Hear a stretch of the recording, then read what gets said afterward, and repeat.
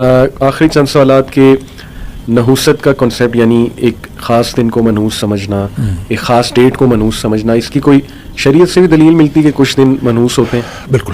اچھا، منحوس دیکھیں بہت سارے دن برکت والے دن ہوتے ہیں. جمعے کا دن برکت والا دن، صحیح. جمعے اور جمعے کی رات کی درمیانی رات برکت والی.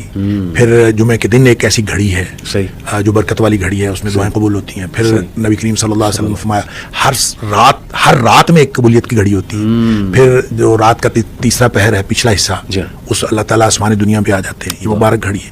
اچھا، یہ مبارک اور منحوس کا تعلق تو ہے. رمضان مبارک مہینہ ہے، رمضان مبارک ہے. اچھا، یہ چیزیں ٹھیک ٹھیک، لیکن ایک اس کا مطلب یہ نہیں ہے کہ باقی دن منحوس ہیں. اچھا، دنوں کے منحوس یا مبارک ہونے کی جو وجہ ہوتی ہے وہ انسانوں کے اعمال ہوتے ہیں. اللہ، یہ گھڑیاں مبارک ہیں اس شخص کے لیے جو عمل نیک کرتا ہے ان گھڑیوں کے اندر. بالکل ٹھیک، بالکل. اچھا، کسی چیز کے رمضان مبارک اس لیے ہے کہ اس میں لوگ بہت زیادہ نیکیاں کرتے ہیں، اس لیے مبارک ہے.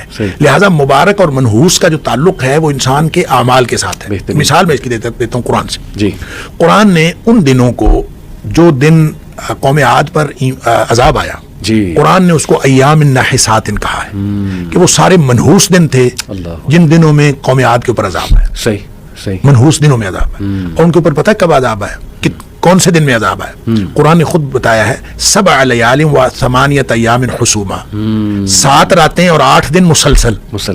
اب آپ بتائیں 7 راتیں اور 8 دن مسلسل عذاب آیا ہے. اس میں جمعہ بھی ہے، اس میں جمعرات بھی ہے، اس میں بدھ بھی ہے، اس میں ہفتہ بھی ہے، اس میں اتوار بھی ہے.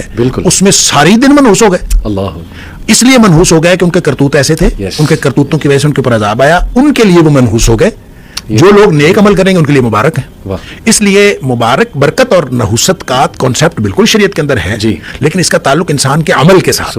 انسان جن اعمال کو اللہ تعالیٰ کی توحید کے لیے اور اللہ تعالیٰ کی بندگی بجا لانے کے لیے استعمال کر لیتا ہے وہ مبارک ہیں. اور جو انسان کے وہ گھڑیاں اور وہ اوقات جو اللہ تعالیٰ کی بندگی کے بغیر گزر جاتے ہیں وہ منحوس ہیں. لہٰذا نحوست پیدا کرنا یا برکت پیدا کرنا انسان کے اپنے ہاتھ میں ہے، اور وہ عمل کے ذریعے سے ہے برکت پیدا ہوتی ہے، اور عمل کے ذریعے سے نحوست پیدا. یعنی آپ دیکھیں، لوگ اپنے اعمال کو نہیں دیکھتے اور جادو پہ ڈال دیتے ہیں کہ جی جادو ہو گیا، یا یہ کہ نظر بد ہو گیا. حالانکہ حقیقت ہے، لیکن ہر چیز اس پہ ڈال دینا، یہ دیکھنا ہی نہ کہ گھر کا ماحول خراب شاید میرے اعمال نے کیا ہوا ہے. جادو ہم خود کر رہے ہوتے ہیں نا، جادوگر تو ہم خود ہوتے ہیں. نہ نماز پڑھنی، نہ اپنے پاکیزگی کا خیال رکھنا، نہ طہارت کا خیال رکھنا، اور نہ اپنے اللہ کا ذکر کرنا. 3 باتیں ہیں. قرآن نے کہا ہے یہ زندگی کی کامیابی کا علاج، یا اس کو اصول علاج کہہ لیں. قد افلح من تزکى وذکر اسم ربہ فصلی. 3 باتیں ہیں: پاکیزگی، نماز اور اللہ کا ذکر. کیا بات! اگر یہ 3 چیزیں کر لیں گے تو آپ کامیاب ہیں، اور یہ شیطانی قوتیں آپ کو کوئی نقصان نہیں پہنچا سکتی. اور اگر آپ یہ تینوں چیزیں نہیں کرتے، دیکھیں آپ کا عقیدہ پاک ہونا چاہیے، آپ کا جسم پاک ہونا چاہیے، کپڑے پاک ہونے چاہیے، گھر پاک ہونا چاہیے، جس بستر پہ سوتے ہیں وہ پاک ہونا چاہیے، سارا ماحول آپ کا پاک ہونا چاہیے. اس کو پاک کر لیں، نماز کی پابندی کریں اور اللہ کا ذکر کریں. اور اللہ کے ذکر میں بھی صبح و شام کے اذکار کے علاوہ جو موقع بموقع دعائیں ہیں، گھر سے نکلنے کی دعا، باہر جانے کی دعا، مسجد داخل ہونے کی دعا، باہر نکلنے کی دعا، بیت الخلاء کی دعا، دودھ پینے کی دعا، کھانا کھانے کی دعا، یہ ساری دعائیں موقع بموقع بہترین ذکر ہے اللہ کا. اگر آپ یہ ان ساری سب چیزوں کی پابندی کرنا شروع کر دیں اور نماز آپ پڑھتے ہیں، پاکیزگی کا آپ اہتمام کرتے ہیں، وضو آپ کا ٹھیک ہے، غسل آپ کا ٹھیک ہے، تو پھر اس کے بعد آپ کو پریشانی کس بات کی؟ اللہ نے گارنٹی دی قد افلح، کیا بات! وہ یقیناً کامیاب ہو گیا. تو وہ ہم کرتے نہیں ہیں. تو ناپاکی اور نماز ہم نے نہیں پڑھنی، ناپاکی میں ہم رہتے ہیں، اور ذکر اللہ کا ہم نے نہیں کرنا. تو شیطان تو ہم خود ہوتے ہیں اس وقت شیطان کو آنے کی ضرورت نہیں ہے. اور خود ہم نے نحوست کریٹ کی ہوتی ہے، نیگیٹیوٹی حاوی کی ہوتی ہے. گھر کے اندر 10 سال سے بڑا بچہ ایک بھی اگر بے نمازی ہے نا، اس کی نحوست سارے گھر میں پڑتی ہے.